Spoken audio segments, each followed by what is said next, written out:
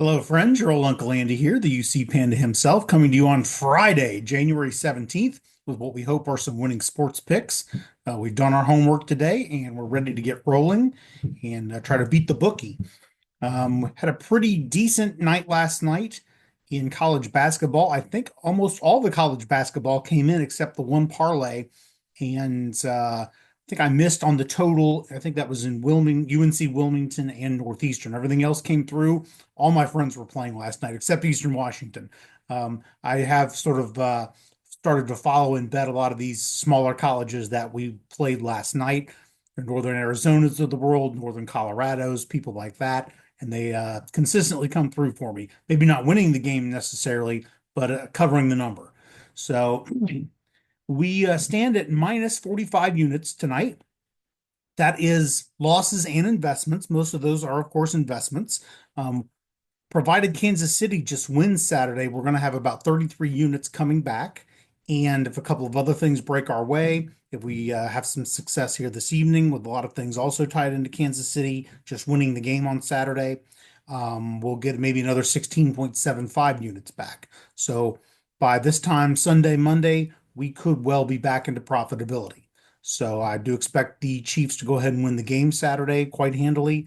Um, Texans got a bad injury report with Joe Mixon. He's now listed as questionable.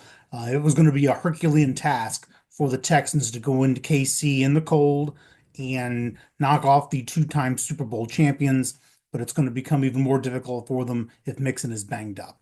So we are looking forward to a good evening. Keep following us over on Twitter at Uncle Andy Sports.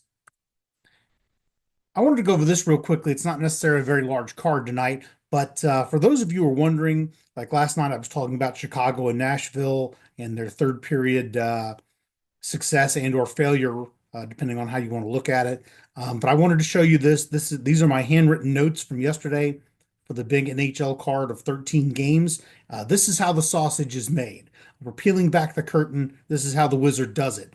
Um, you can go ahead and pay attention to that man behind the curtain. We break down every single game, goals for and against on average, sort of aggregate them out. And I use different colored inks for everything. The orange represents what's going on in the past 5 games. Green represents the season series between the two teams that they've played already. And then down there at the bottom are all of my different calculations and tabulations for the NHL Grand Slam bet, which I'm very proud to say last night. I capped this Grand Slam at 74 goals. You can kind of see down there 74.0675, 73.99. I capped it at 74.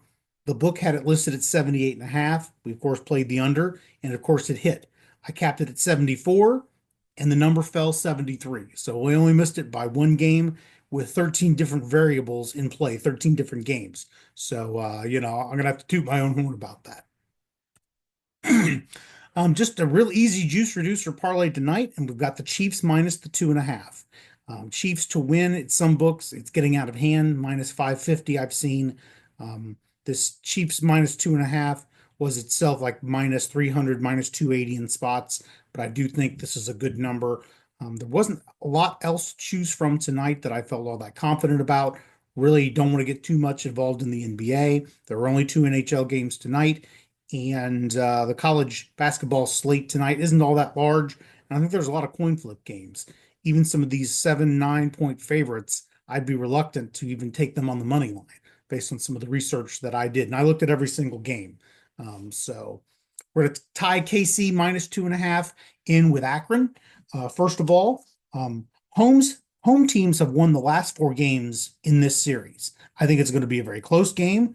I don't even think I would lay much more than maybe 2 points with this game, and the market agrees with me.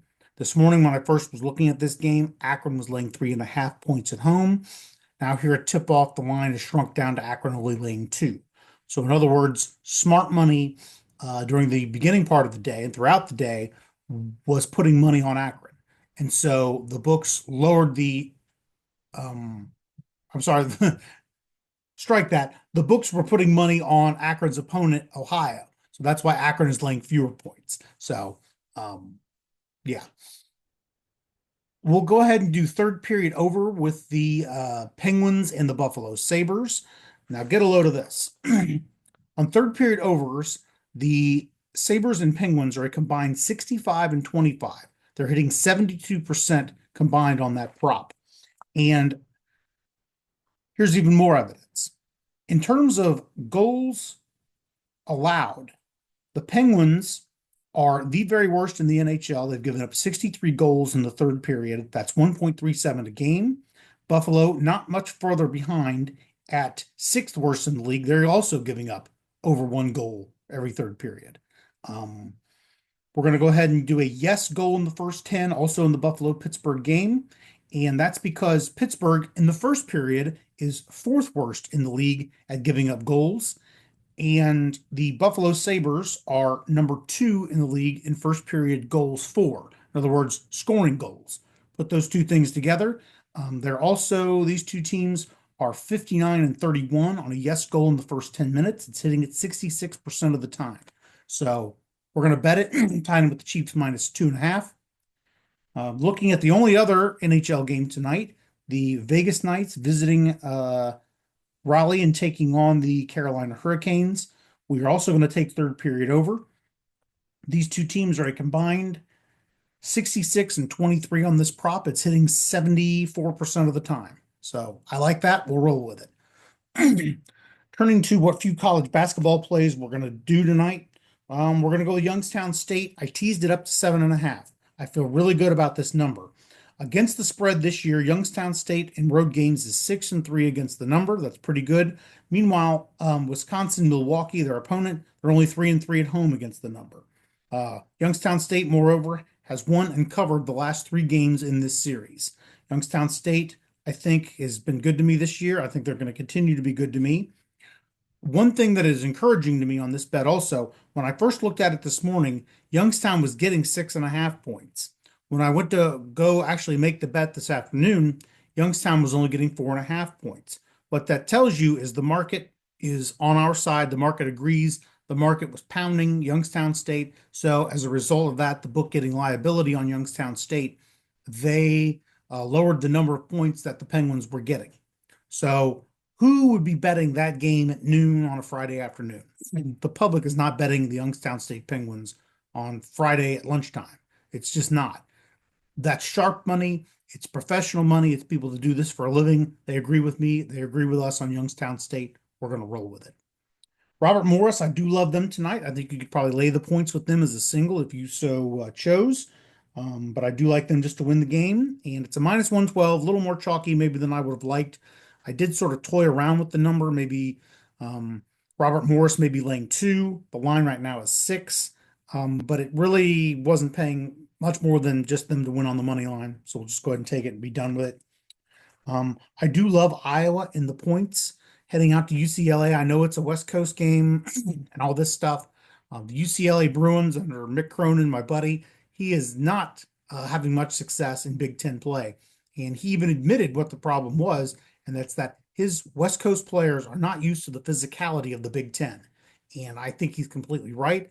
I think Iowa goes in there. Iowa might win the ball game, but I also love Iowa at its standard line of getting 6.5 points, but them getting the 9.5. I'm totally for that as well.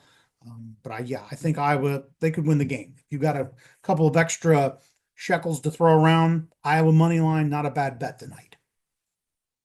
That's all for me. I hope everybody has a great evening, a great weekend. I may get up in the morning and post to Twitter some hockey. We're not going to go crazy with it, especially with some of these period props. Last Saturday in the NHL, goals per game on average was only 4.5. So that's not conducive to these third period overs and these things we like to play. And I think these teams are going to have good legs. They're going to have fresh legs. Everybody but 4 of the teams are off tonight. There are 15 games tomorrow. All these people have had time to rest, recuperate from last night's games. They're really spacing out the games pretty well this year. So I think that is contributing to some of the low scoring we're seeing in the NHL. Tomorrow, though, we are going to have some sides. And I can tell you one thing, I do like the Winnipeg Jets tomorrow. Kind of like the Red Wings, the Devils, the Caps, Canadiens, maybe tease up the San Jose Sharks. I like LA and Seattle to go under. And of course, we do like the Blue Jackets, maybe teased up on the puck line. So Everybody have a good night, a good weekend. And if you tails to the window, we will cash tickets together. Have a good night, everybody.